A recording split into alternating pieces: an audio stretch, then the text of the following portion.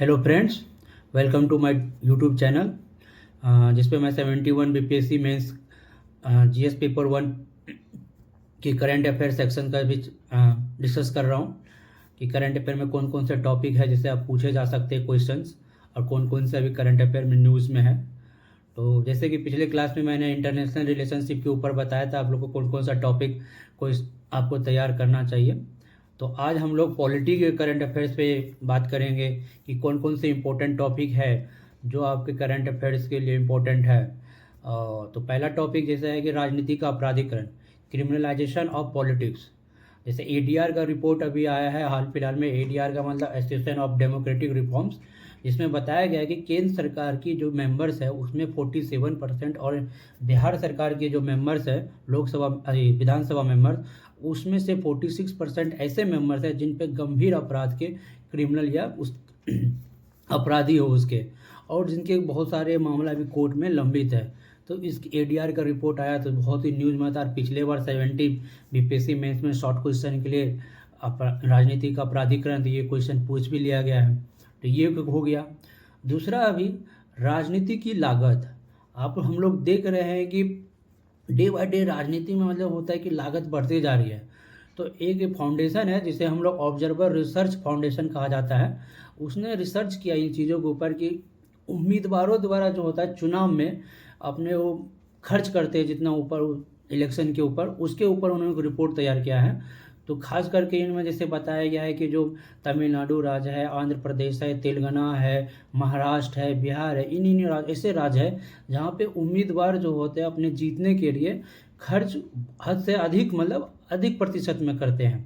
तो ये भी दूसरा कोई इस न्यूज़ में है। तीसरा हम लोग अभी देखा न्यूज़ में था न्यायिक लंबितता, मतलब जुडिशियल पेंडेंसी। अभी एक न्यूज़ के अनुसार जो सुप्रीम कोर्ट में लगभग 88,000 समथिंग ऐसे केस है जो सुप्रीम कोर्ट में लंबित है। वो लगभग 63 लाख सुप्रीम कोर्ट में लंबित है, और I think so district court में 4.6 करोड़ समथिंग ऐसे मामले हैं जो वहाँ पे लंबित है। तो ये बहुत सारा न्यूज़ में था, न्यायिक लंबिता जो जुडिशियल पेंडेंसी न्यूज़ में था, तो ये भी आप क्वेश्चन दे सकते हैं। इसी के ऊपर जो चौथा क्वेश्चन आता है न्यायिक जवाबदेही, मतलब न्यायिक जवाबदेही मतलब कि अभी आपने देखा होगा कि न्यूज़ में था कि दिल्ली के हाई कोर्ट के एक न्यायाधीश के घर पे करोड़ों के रुपये जमा करोड़ों के रुपये आवास पे उन पे पाए गए थे। तो वहाँ पे न्यायिक जवाबदेही का क्वेश्चन बनता है। तो ये भी एक इम्पोर्टेंट क्वेश्चन है जो न्यूज़ में था, आप लोग देख सकते हैं उसका। और चौथा पांचवा क्वेश्चन राष्ट्रीय चिकित्सा आयोग। राष्ट्रीय चिकित्सा आयोग का गठन का 5 वर्ष हो गया है। जो राष्ट्रीय चिकित्सा आयोग अधिनियम 2019 के तहत उसका गठन किया गया था, और इसका गठन 25 सितंबर 2020 में हुआ था, तो उसके 5 वर्ष हो गए। तो ये भी आप एक बार देख लीजिएगा क्योंकि इम्पोर्टेंट है। अप्रवास और विदेशी विषयक अनुमति आदेश 2025 जो इमिग्रेशन वगैरह का है, अभी गृह मंत्रालय अमित शाह ने इसको बिल को लोकसभा में रखा गया था, तो ये एक न्यूज़ में था। अभी मुफ्त सुविधाएं जिसे हम लोग फ्री बेबीज कहा जाता है, इनमें सुप्रीम कोर्ट में एक मामला दर्ज हुआ है। उसमें बताया गया है कि ये जो मुफ्त सुविधाएं वगैरह जो लोग इलेक्शन के समय दिया जाता है, ये परजीवी मानसिकता को जन्म देता है। यानी कम खर्च आदमी के अंदर है ना, काम करने की इच्छा को है ना ये हतोत्साहित करता है। तो ये मुफ्त फ्री सुविधाएं या फ्री बेबीज जो न्यूज़ में है आप उसको कर सकते हैं। और इम्पोर्टेंट मुझे ये क्वेश्चन बहुत इंपॉर्टेंट लग रहा है, तो आप लोग इस पर ज़्यादा थोड़ा फोकस रखिएगा। पंचायती राज के संस्थाओं में प्रॉक्सी प्रतिनिधि, और प्रॉक्सी प्रतिनिधि क्या होता है, आपने गांव वगैरह में देखते हैं जब पंचायत का इलेक्शन होता है, तो पंचायत के इलेक्शन में किसी महिला मेंबर अगर वहाँ के इलेक्शन जीतती है तो वो महिला मेंबर गांव के कामों को छोड़कर, पंचायत के काम को छोड़कर उसके पति उनका काम करने लगता है। इसी को जो प्रॉक्सी प्रतिनिधित्व कहा जाता है, तो आप उस पर देख सकते हैं। अगला है हमारा सहकारिता। आपने सुना होगा कि अभी सहकारिता राष्ट्रीय सहकारी नीति आई 2025 आया। उसके अलावा संयुक्त राष्ट्र में अंतर्राष्ट्रीय सहकारी वर्ष 2025 में मनाया जिसका प्रतिनिधित्व भारत कर रहा था। इसलिए एक कोऑपरेटिव्स वगैरह देख लीजिएगा। सहकारिता भी मुझे करंट अफेयर्स के मुझे इंपॉर्टेंस लगा, इसलिए मुझे लगा इसको डिस्कस करना चाहिए। अगला है हमारा नीति आयोग के 10 वर्ष। नीति आयोग आपको पता है कि 2015 में गठन किया गया था योजना आयोग के स्थान पे, उनके 2025 में 10 वर्ष पूरा हो गया था, आप उसको देख लीजिएगा। अगला क्वेश्चन है लोकपाल और लोकायुक्त। इसका 2025 में पहला स्थापना वर्ष बनाया गया। भारत का लोकपाल में क्या काम है? तो भारत के लोकपाल का एक भ्रष्टाचार विरोधी वैधानिक निकाय है जो भ्रष्टाचार को जांच करता है। तो ये लोकपाल और लोकायुक्त अधिनियम 2013 तक पारित किया गया था। तो ये एक लोकपाल और लोकायुक्त अधिनियम अभी मतलब मान लीजिए न्यूज़ में है तो वो इम्पोर्टेंट है। भारतीय निर्वाचन आयोग, जैसा कि आप लोग जान रहे हैं कि बिहार में अभी इलेक्शन का माहौल है और इलेक्शन चल ही रहा है, आज तो वोटिंग भी हुआ है। तो निर्वाचन आयोग द्वारा वहाँ पे कुछ चेंजेस किए गए हैं, जैसे एसआईआर लाया गया है, स्पेशल इंटेंसिव रिवीजन। और इसके अलावा एक टीएन सेशन थे 1995 अपना चुनाव सुधार किए थे। तो ये सब चीज़ें आप देख सकते हैं और ये भारतीय निर्वाचन आयोग में। अगला टॉपिक है हमारा इंटरनेट शटडाउन।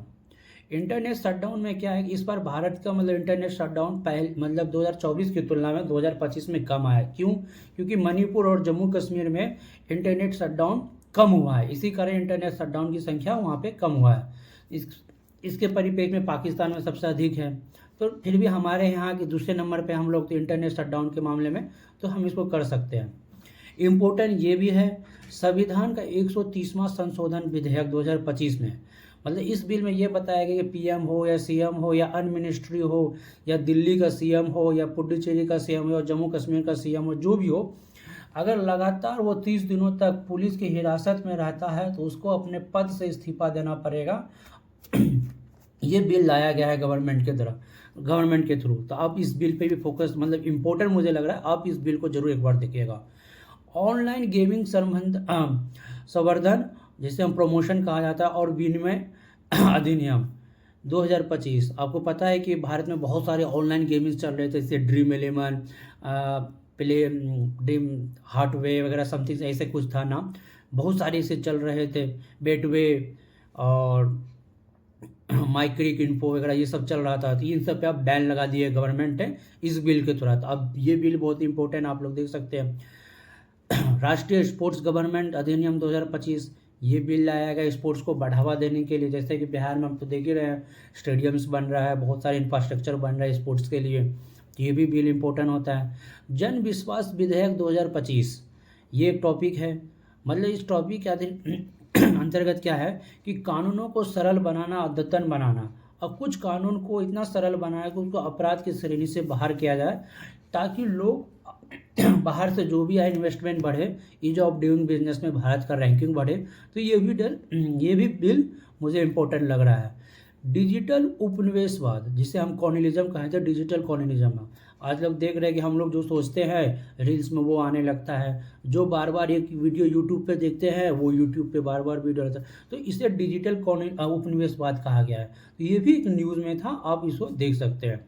अगला टॉपिक है हमारा अंतर्राज्यीय जल विवाद। पंजाब, हरियाणा और राजस्थान, ये तीनों का भी जो है सतलज नदी का जो है विवाद, वो भी न्यूज़ में था। तो अंतर्राज्यीय जल विवाद तो हम लोग को पता है कि हर साल इम्पोर्टेंट रहता ही है, क्योंकि हर साल कुछ ना कुछ किसी नदी का विवाद आ ही जाता है। अभी जैसे पिछले बार हम देख रहे थे कि पोलावरम बन कचरेला, ये एक प्रोजेक्ट है, लिंक मतलब जोड़ो लिंक प्रोजेक्ट है जैसे, और ये मतलब तेलंगाना और आंध्र प्रदेश के बीच में है। महानदी विवाद है हमारा उड़ीसा और छत्तीसगढ़ के बीच में है। ये तीनों मतलब ऐसे थे कि इम्पोर्टेंट मतलब न्यूज़ में थे, इसलिए आप अंतर्राज्यीय जल विवाद भी देख सकते हैं। आपातकाल के 50 वर्ष, बहुत ही इम्पोर्टेंट क्वेश्चन ये टॉपिक है, आपातकाल के 50 वर्ष। जैसे कि आप लोगों को पता है कि 25 जून 1975 में आपातकाल की घोषणा किए थे और 21 मार्च 1977 में आपातकाल को समाप्त किया था। लगभग 2 वर्ष आपातकाल रहा था। तो ये 50 वर्ष पे आपातकाल का है, जहाँ और उसके अलावा प्रधानमंत्री द्वारा संविधान हत्या दिवस 25 जून को घोषणा किया, तो इम्पोर्टेंट है, न्यूज़ में था, इसलिए आप इस क्वेश्चन को जरूर देखिएगा।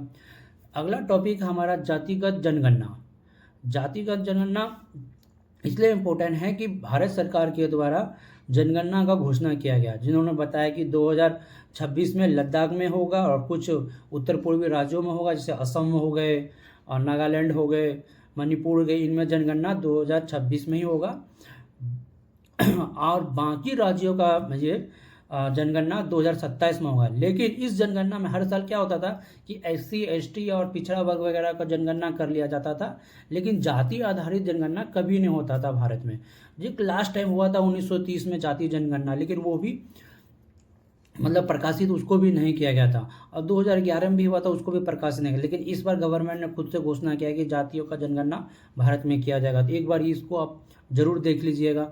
और ये क्वेश्चन पूछा ही जाता है बिहार में, तो पता है कितना जातिवाद चलता है, खास करके इलेक्शन के समय तो बहुत इंपॉर्टेंट हो जाता है। और बिहार और कर्नाटक जैसे राज्यों में तो जातीय जनगणना हो भी चुका है, तो इम्पोर्टेंट है।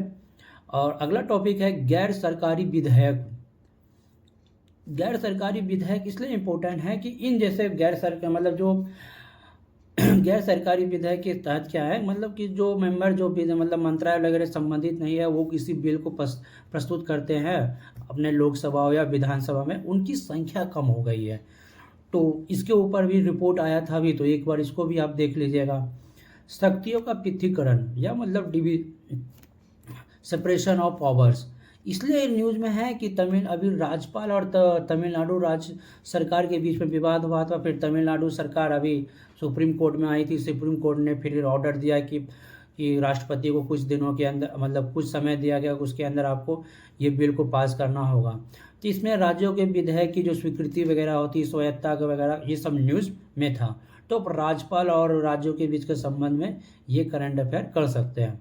तो इतने सारे करंट अफेयर्स है पॉलिटी में फिलहाल के लिए न्यूज़ में, तो आप इस टॉपिक को देख सकते हैं, बढ़िया से इनके नोट्स बना सकते हैं और इसके ऊपर अपना राइटिंग प्रैक्टिस शुरू कर सकते हैं, ताकि आपको BPSC मेंस में इजी पड़े। अगर आपको हमारा वीडियो अच्छा लग रहा है और टॉपिक्स अच्छे लग रहे हैं कि हाँ टॉपिक्स अच्छे लग रहे हैं, तो कमेंट कीजिए और शेयर कीजिए और सब्सक्राइब कीजिए, ताकि और से और मैं अपना वीडियो बढ़ाऊँ और आपके सामने अच्छे अच्छे टॉपिक्स लाऊँ। Thank you.